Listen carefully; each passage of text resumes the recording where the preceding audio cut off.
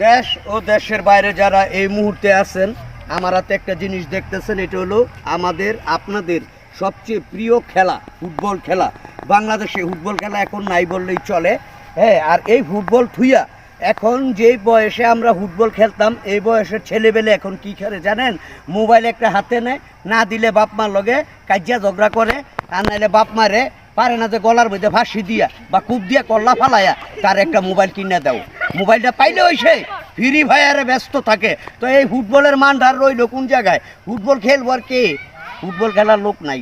এই যে হাতের গোনা, আমি মনে হয় যে 2-4-10 বছর পরে এই যে এক কাছে একটা ফুটবল দেখলাম, মাঠে আইসে খেলতে, কিন্তু এক বয়সের যে পোলাফাইন গিলি আছে বেশিরভাগ ওই ঘরের মধ্যে ঘরের পিছে একের আতালে বাতালে বৈশা ফ্রি ফায়ারে ব্যস্ত অল টাইম।